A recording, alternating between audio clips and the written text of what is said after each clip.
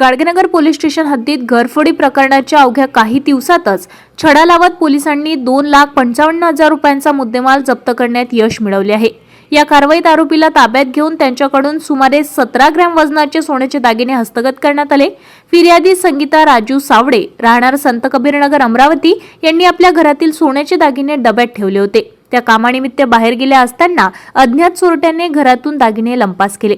चोरी झालेल्या दागिन्यांमध्ये डोरले, पोत, काळी पोत, ओम आणि सोन्याची मणी अशा विविध वस्तूंचा समावेश होता। या प्रकरणी गाडगेनगर पोलीस स्टेशन येथे अपराध क्रमांक 477 2026 अंतर्गत भानवी न्याय संहिता कलम 331 331-2 अन्वये गुन्हा दाखल करण्यात आला आहे। तपासादरम्यान गाडगेनगर डीपी पथकाला गुप्त माहिती मिळाल्यानंतर पोलिसांनी निंबोरा नेगामी गोदाम परिसरात सापळा रचून संशयित आरोपी अशोक बाबूलाल जयस्वाल वय वर्ष 50 राहणार न्यू गणेश कॉलनी अमरावती याला ताब्यात घेतले। कौशल्यपूर्ण चौकशीत आरोपीने गुन्ह्याची कबुली दिली आहे। आरोपीकडून चोरीस गेलेले सोन्याचे दागिने जप्त करण्यात आले असून त्यांची अंदाजे किंमत 2,55,000 रुपये असल्याचे पोलिसांनी सांगितले। ही कारवाई राकेश ओला, शिंदे, शिवाजी बचाटे यांच्या मार्गदर्शनाखाली करण्यात आली। कारवाईत पोलीस उपनिरीक्षक सागर ठाकरे, सब वाटाणे, मनीषा सावरकर, निलेश जुनघरे, अमोल यादव, विनोद मालवे, आशिष ठाव, सिद्धार्थ शृंगारे व सचिन गौरखेडे यांनीही सहभाग घेतला होता। ताज्या घडामोडी आणि आपल्या शहरातील बातम्या बघण्यासाठी नंबर 1 न्यूज चॅनलला सबस्क्राइब करा, शेअर करा, आपल्या प्रतिक्रिया कमेंट बॉक्स मध्ये द्या। आपल्या बातम्या नंबर 1 न्यूज चॅनलवर बघण्यासाठी 99 21 58 96 63 या व्हॉट्सअपवर मेसेज करा।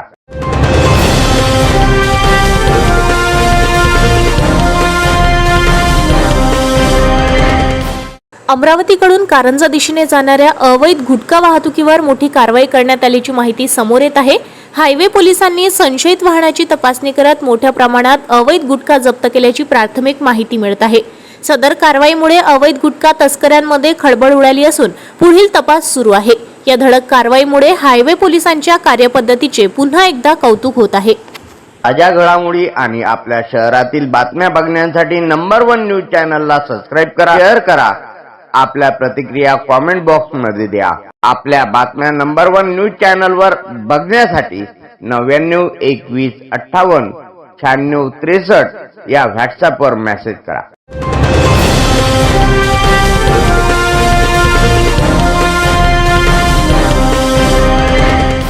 जागतिक कीर्तीचे प्रेरणादायी वक्ते व उद्योजक भावेश भाटिया यांचा अनुभव हा विशेष प्रेरणादायी कार्यक्रम 11 मे रोजी सायंकाळी 6:30 वाजता सांस्कृतिक भवन हॉल अमरावती येथे आयोजित करण्यात आला आहे। अंधत्वावर मात करून 350 कोटींचे साम्राज्य उभे करणारे भावेश भाटिया युवक, उद्योजक आणि नागरिकांना संघर्षातून यश मिळवण्याचे मार्गदर्शन करणार आहेत। तसेच दिवंगत अशोक गायगोले यांच्या स्मृतिप्रित्यर्थ दिशा इंटरनॅशनल आय बँकला रुग्णवाहिका अर्पण करण्यात येणार आहे। या कार्यक्रमास नागरिकांनी मोठ्या संख्येने उपस्थित राहावे असे आवाहन आयोजकांनी केले आहे।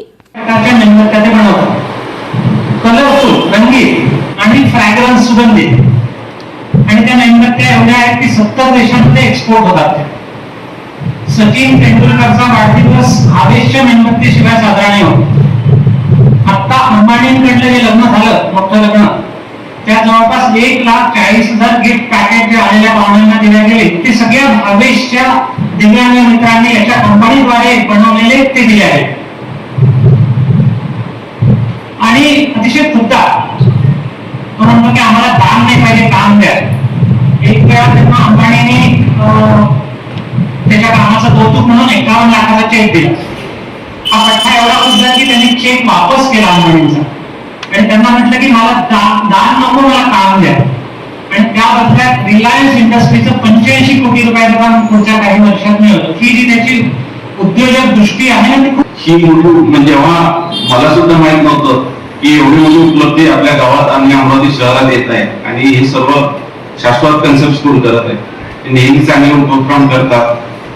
त्यांची टॅगलाईन सरांच्या तोंडातून ऐकली, मुलांना ऐकली की त्यांच्या आईने जे संदेश दिला होता की तुला जरी दृष्टी नाहीये, तू जरी बघू शकत नाही, पण तुला जर बघायचं असेल तर तू असं एक काम करून दाखव की सर्व जग तुला बघत राहील। तर मला असं वाटतं अमरावती शहरात सुद्धा असे प्रत्येकाने मुलं आहेत, आपण सुद्धा त्या माध्यमातून प्रयत्न करावेत की जसं भाटिया सरांनी केलं असं अमरावती शहरातून एक जरी या शोधनं किंवा या कार्यक्रमातून तयार झाला तर मला असं वाटतं ही फार मोठी उपलब्धी राहील. काय अनुभव येईल, किती एक्साइटिंग राहील, किती आपलं स्तर उंचवणारा म्हणा किंवा आपलं लाईफस्टाईल बदलणारा राहील हे आपल्याला सगळ्यांना अनुभवायचं आहे. हे अमरावतीसाठी फार मोठी पर्वणी आहे आणि याचा उपयोग जितक्या जास्त लोकांना होईल, पर्टिक्युलरली तरुण मुलं. ताज्या घडामोडी आणि आपल्या शहरातील बातम्या बघण्यासाठी नंबर 1 न्यूज चॅनलला सबस्क्राईब करा, शेअर करा. आपल्या प्रतिक्रिया कॉमेंट बॉक्स मध्ये द्या. आपल्या बातम्या नंबर 1 न्यूज चॅनलवर बघण्यासाठी 99 21 58 96 63 या व्हॉट्सअपवर मेसेज करा.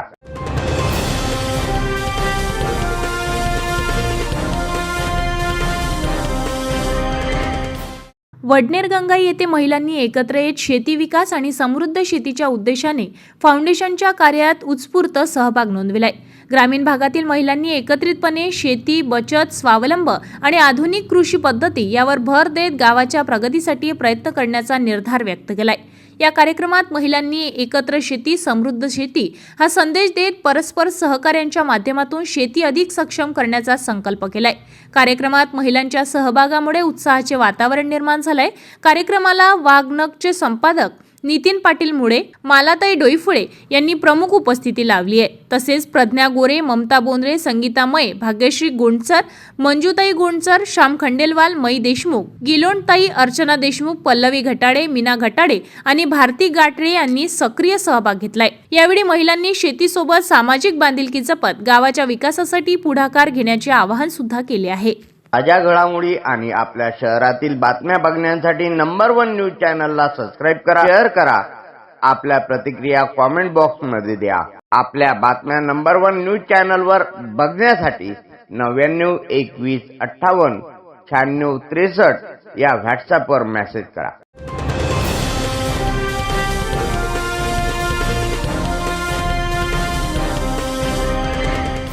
जिल्हा कौशल्य विकास, रोजगार व उद्योजकता मार्गदर्शन केंद्र आणि मॉडेल करिअर सेंटर यांच्या संयुक्त विद्यमाने स्थानिक जिल्हा कार्यालय पंडित दीनदयाल उपाध्याय रोजगार मेळावा संपन्न झालाय. या मेळाव्यात 180 उमेदवारांच्या प्रत्यक्ष मुलाखती घेऊन 10 जणांनी अंतिम तर 46 उमेदवारांची प्राथमिक निवड करण्यात आली आहे. कार्यक्रमाच्या उद्घाटनाप्रसंगी कौशल्य विकास अधिकारी अभिषेक ठाकरे, सुभाष गुल्हाने, कृपा अरगुलेवर, संदीप यादव, पंकज कचरे आदी उपस्थित होते. मेळाव्यात processing mapping, Ashish entrepreneur, Shriram files insurance, Hyderabad security, HR Jadhav Meyers आणि LIC या 6 नामांकित कंपन्यांची प्रतिनिधी उपस्थित होते. या मेळाव्यातील एकूण 84 रिक्त पदांसाठी 210 उमेदवारांनी नोंदणी केली होती. त्यापैकी प्रत्यक्ष उपस्थित राहिलेल्या 180 उमेदवारांच्या कंपनी प्रतिनिधींनी मुलाखती घेतल्या. मुलाखतीअंती पात्रतेनुसार 46 उमेदवारांनी प्राथमिक तर 10 उमेदवारांची विविध पदांवर थेट अंतिम नियुक्ती करण्यात आली आहे. ताज्या घडामोडी आणि आपल्या शहरातील बातम्या बघण्यासाठी नंबर 1 न्यूज चॅनलला सबस्क्राईब करा, शेअर करा. आपल्या प्रतिक्रिया कॉमेंट बॉक्स मध्ये द्या. आपल्या बातम्या नंबर 1 न्यूज चॅनलवर बघण्यासाठी 99 21 58 96 63 या व्हॉट्सअपवर मेसेज करा.